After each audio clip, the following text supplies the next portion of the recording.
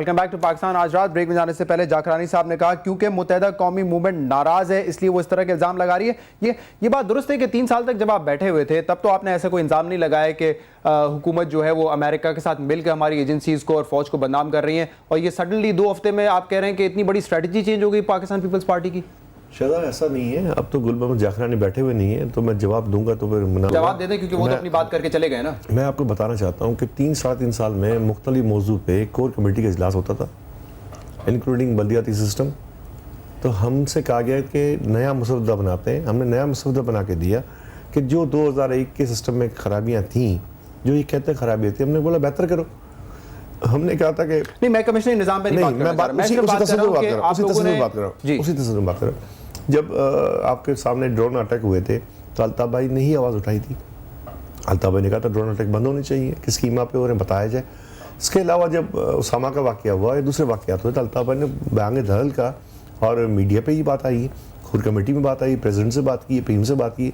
تو یہ بات نہیں کہ 12 دن ہم ناراض ہو کے چلے گئے, اپوزیشن میں چلے گئے تو ہم نے یہ باتیں اٹھائی. ہم نے باتیں اس کو بھی اٹھائی, لیکن ہم سے کہا گیا ایسا کچھ نہیں ہے, ہم ٹھیک کر لیں گے, معاملہ ٹھیک کر لیں گے. یہ صرف جواب اس کا. احسن اقبال صاحب یہ فرمائیے گا کہ اگر آپ نے بھی دیکھی ہو نیو یارک ٹائمز کی خبریں تو پہلے تو صرف سورسز کے تحت اور ایڈمنسٹریشن کے آفیشلز کو کوٹ کر کے یہ کہا جا رہا تھا کہ I S I is involved in the murder of Saleem Shahzad, اور ممبئی اٹیکس کے حوالے سے بھی ان کے پاس خبریں تھیں, اسامہ بن لادن کا بھی پتا تھا. اور اب ہم دیکھ رہے ہیں کہ مائک ملن جو کہ ایڈمرل ہیں اور جوائنٹ چیف آف سٹاف, وہ یہ کہتے ہیں کہ پاکستان کی حکومت نے جو ہے سینکشن کی تھی سلیم شہزاد کی کلنگ. کیسے دیکھتے ہیں آپ کو یہ کیوں اس وقت امریکن میڈیا اتنا نیگیٹو ہو گیا اور اب تو حکومتی اہلکار بھی وہاں پہ یہ باتیں کر رہے ہیں؟ دیکھیے اس وقت میں یہ کہنا چاہتا ہوں کہ پاکستان کے خلاف بین الاقوامی حلقوں میں بہت تشویش پائی جاتی ہے.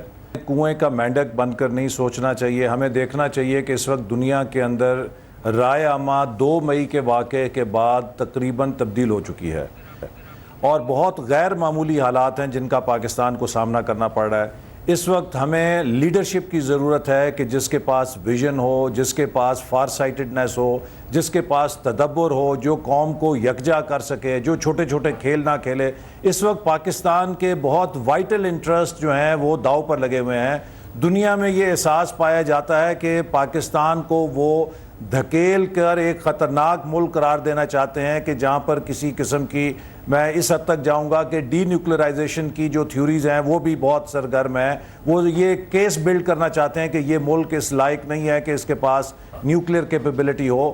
لہٰذا ہمیں نہایت ہی تدبر کے ساتھ پرو ایکٹیو طریقے سے جہاں جہاں ہماری ویکنسز ہیں, جہاں جہاں ہماری غلطیاں ہیں, بجائے اس کے کہ ہم انتظار کریں کہ دنیا سینکشنز لگا کے ہمیں کہے کہ یہ چیزیں ٹھیک کرو, جہاں پر کہیں اگر ہماری کوئی کوتاہی ہے اس کو ہم خود اپنے رائٹ سے, اپنے طریقے سے درست کر کے یہ بات برابر کرائیں کہ we are a responsible country. اور جہاں پر دنیا کے اندر ہمارے خلاف زیادتی ہو رہی ہے یا کوئی بے جا پروپیگنڈا ہو رہا ہے, اس کا جواب دینے کے لیے ہم متحد ہو کر مقابلہ کریں. یہ غیر معمولی وقت ہے. مجھے افسوس سے کہنا پڑتا ہے کہ ان حالات میں جو ہمارے ملک کی جو بھاگ دوڑ ہے جن ہاتھوں میں ہے, پاکستان کے ان خطرات کا انہیں ادراک نہیں ہے. آپ دیکھیے پارلیمنٹ نے کہا کہ ہمیں یو ایس اے کے ساتھ اپنے تعلقات کی ٹرمز آف انگیجمنٹ ٹرانسپیرنٹ کرنی چاہیے اور ان پر دوبارہ ہمیں غور کرنا چاہیے. میں اسی چیز پر آ رہا تھا کہ پارلیمنٹ کی اس قرارداد کے بعد تو ہم نے کوئی ایکشن نہیں دیکھا ہے. آپ نے نہیں, اس کے بعد کیا ہوا کہ ایک بند کمرے کے اندر 4 لوگ بیٹھے, ایک امریکہ کی وزیر خارجہ, ان کے ساتھ صدر مملکت, وزیر اعظم اور آرمی چیف. ان 4 لوگوں نے پاکستان اور امریکہ کے تعلقات کی نئی بنیاد کے اوپر دستخط کر دیے, یا اس پر انہوں نے کوئی اتفاق کر لیا کہ کیا نئی بنیاد ہوگی. پارلیمنٹ کہہ رہی ہے کہ آپ ایک شفاف پالیسی بنائیں.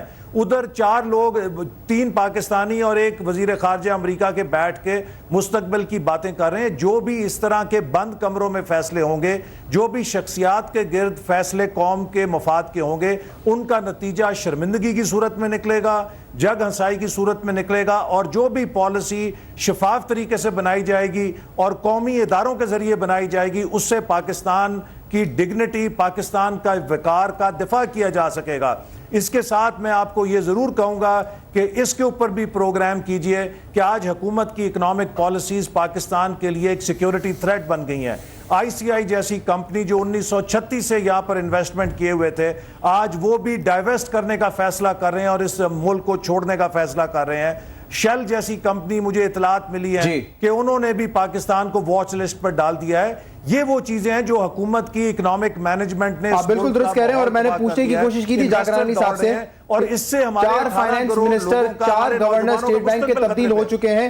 میں تھوڑا سا شبہ رشید صاحب آپ سے بات کرنا چاہوں گا۔ ایک طرف تو امریکہ سے تعلقات ہمیں بہتر بنانے ہیں، اس کا یہ مطلب نہیں ہے کہ ہم اپنے گھٹنوں پہ گر جائیں، لیکن کیونکہ امریکہ سپر پاور ہے، we need good relations with them, اور ساتھ ساتھ ہمیں جو اندرونی مسائل ہیں اس سے بھی نمٹنا ہے۔ سیاستدان اس وقت کوئی سلوشن پیش نہیں کر رہے ہیں، اپوزیشن میں ہو یا پھر آپ لوگ حکومت میں ہو، عوام آپ کی طرف دیکھ رہی ہے اور آپ لوگ ڈیلیور نہیں کر پا رہے، نہ تو اندرونی مسائل نہ بیرونی مسائل۔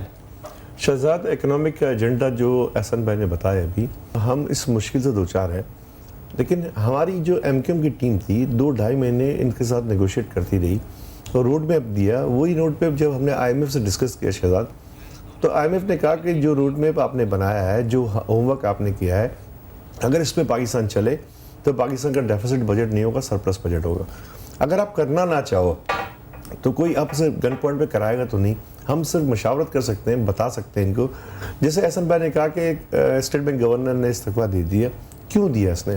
وہ دیکھ رہا ہے اکنامک کنڈیشن دیکھ رہا ہے جو ہمارا۔ رشید گولڈ صاحب، آپ بہت کچھ کر سکتے ہیں، جیسے آج اسمبلی میں آپ لوگوں نے شور مچایا، جو آرڈیننس آیا تھا وہ بھی جو ہے آئینی تھا، اب وہ پاس ہو چکا ہے، وہ بھی آئینی ہے، پھر بھی آپ سپریم کورٹ جا رہے ہیں۔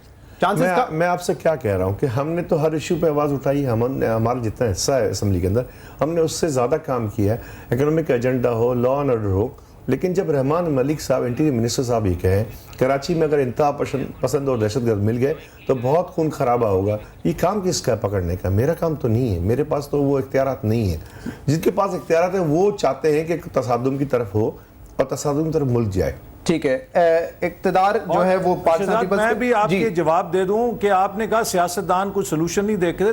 دیکھیں آپ سب جانتے ہیں کہ ہم نے کتنی سنجیدہ کوشش کی تھی، جو 10 پوائنٹ ایجنڈا جس پر 45 دن اس حکومت کے ساتھ مذاکرات کیے، اور ایک چیز اس میں تفصیل بتائی گئی کہ ہم کس طرح بیرونی کشکول توڑ سکتے ہیں، اپنے وسائل پہ سہارا کر سکتے ہیں، انٹرنل ریسورسز کو موبلائز کر سکتے ہیں، ہمیں کسی غیر ملکی امداد کی ضرورت نہیں ہے۔ یہ $8 کروڑ کیا حیثیت رکھتے ہیں؟ آپ دیکھیے 88 سے لے کر 2001 لیکن احسن صاحب میں آپ کی بات سے اتفاق نہیں کرتا، میں آپ کو ایک مثال دوں اگر آپ مجھے اجازت دیں۔ اگر آپ مجھے اجازت دیں، وہ جو 10 پوائنٹ ایجنڈا تھا اس میں ایک پوائنٹ مثال کے طور پہ میں لیتا ہوں، جس میں آپ کہہ رہے تھے کہ جو پبلک انٹیٹیز ہیں وہ اس وقت ڈیٹ میں ہیں اور ان کو ریسٹرکچر کرنے کی ضرورت ہے۔ صرف اتنا ہی کہہ دینا سلوشن نہیں ہوتا، اگر وہاں سے ہزاروں لاکھوں لوگوں کو نکالا جائے گا ان کو ریسٹرکچر کرنے کے لیے تو ان کی بے روزگاری کا کیا ہوگا؟ That is the solution you need to give۔